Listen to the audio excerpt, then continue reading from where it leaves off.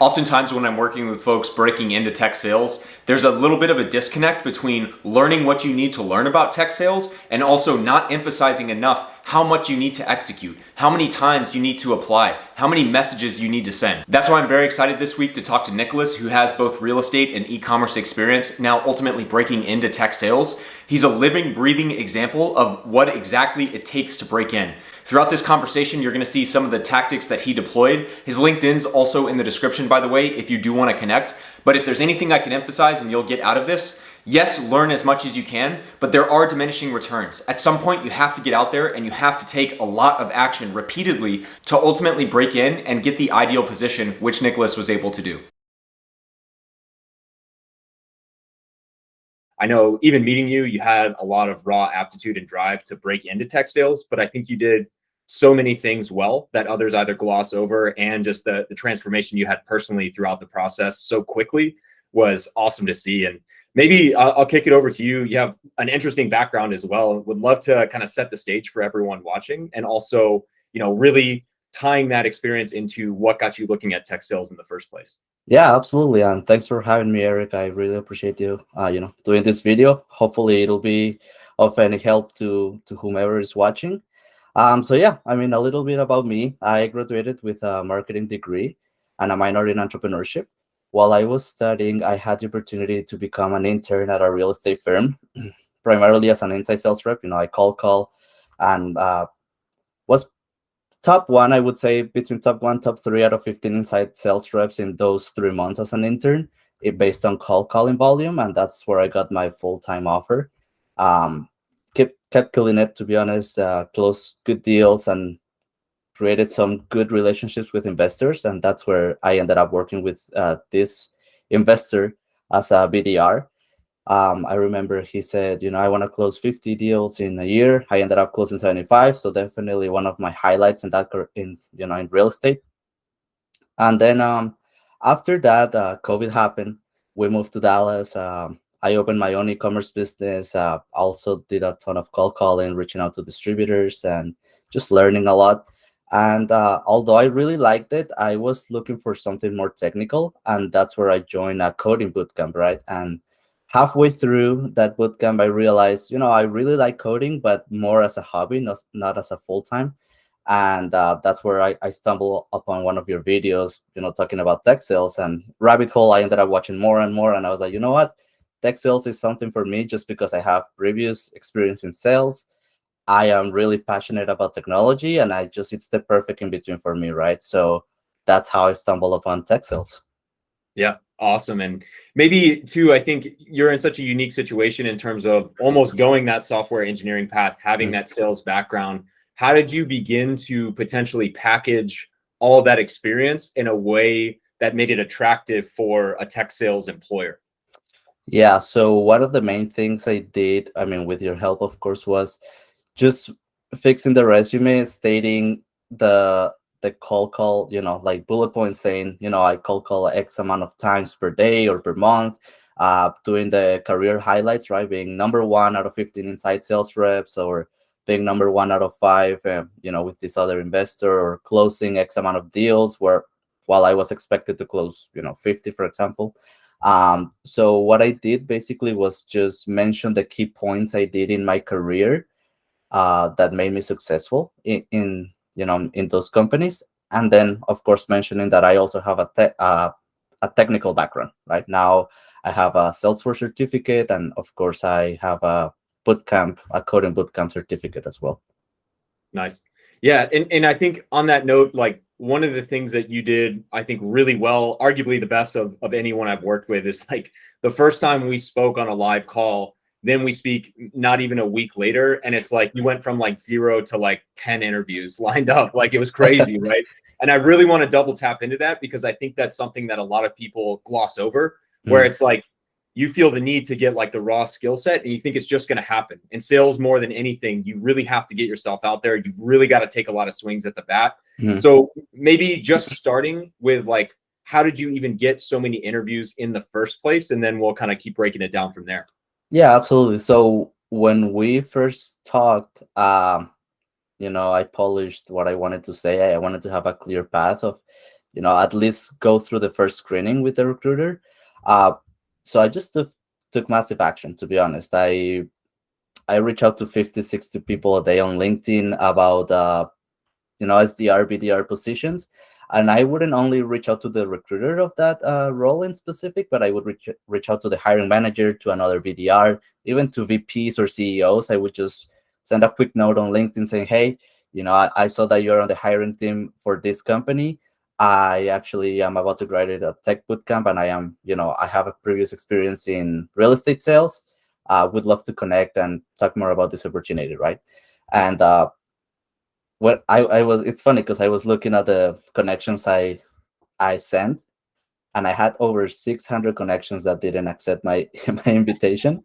But the ones that did, I mean, that's how I got momentum, right?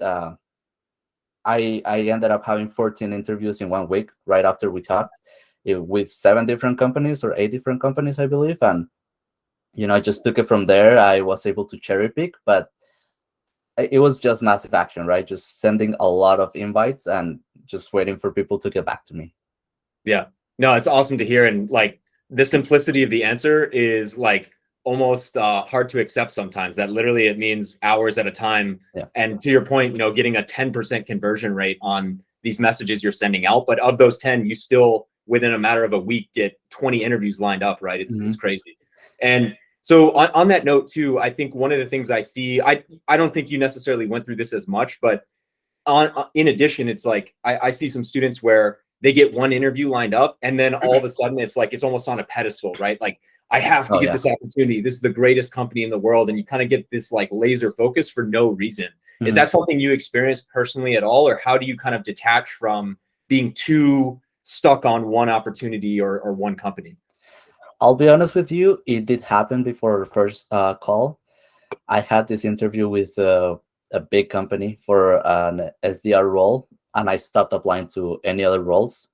And it was my first call with a recruiter, right?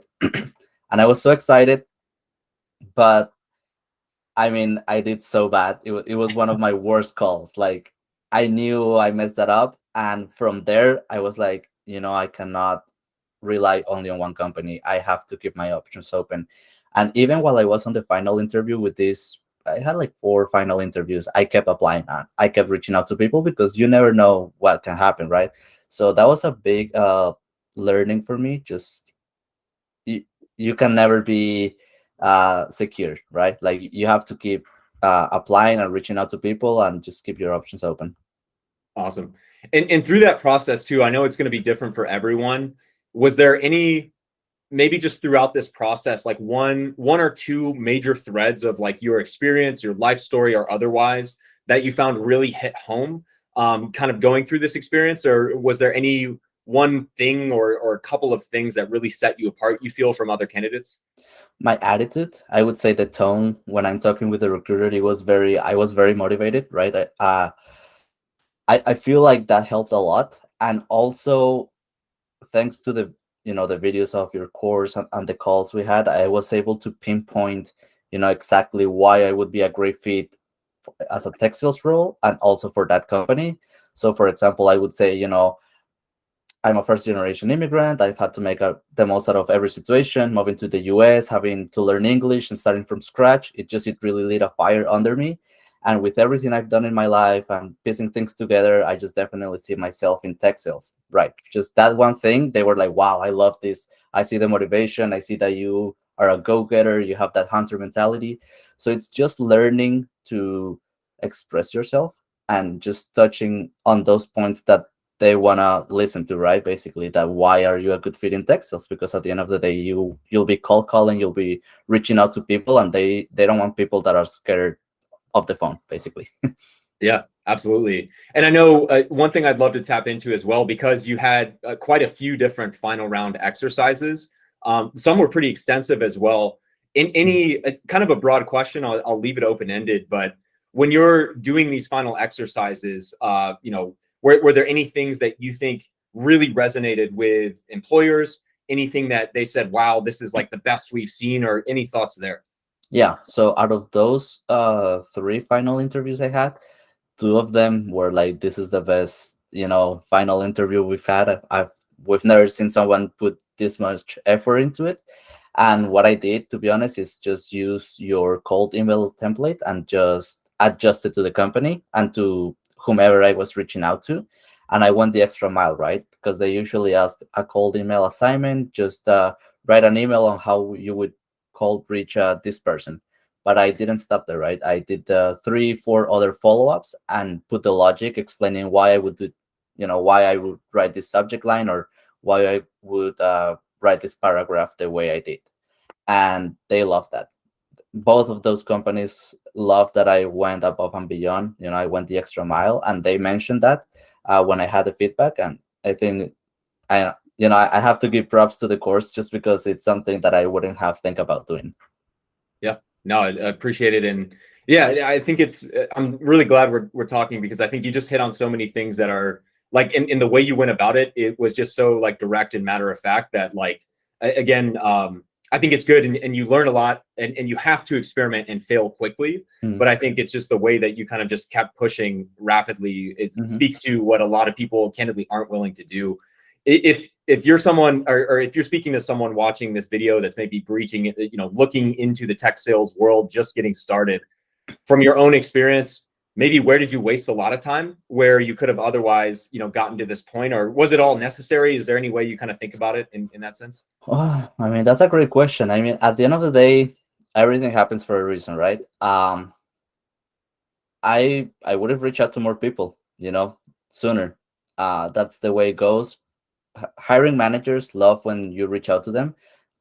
My future manager told me, one of the reasons they decided to go with me is because I reach out directly to him, and my first interview was with him, not with a recruiter, and he loved that, right? So I would say, even if you're starting the course or not even, or even thinking about it, start reaching out to people.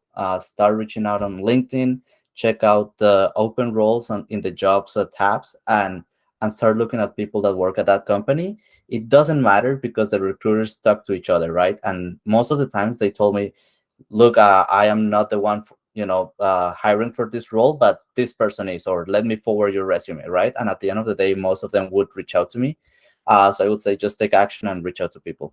Yeah, no, totally agree. And I think even people getting started, whether they're reaching out to people they want to interview with, or colleagues, mutual connections, or whatever, to even say, hey, I'm thinking about moving into tech sales. Can I get 15 minutes of your time to better learn about what that's like? It's like, these are small things that people either don't do, or they do 3 times and they don't get a message back, right, and they get all deflated. And here you are sending 600 messages, getting 60 responses, and yet still getting more interviews than the average person that's not even putting in half the effort. So love to see it. And, I know, it's really difficult to predict going forward, like where things will end up.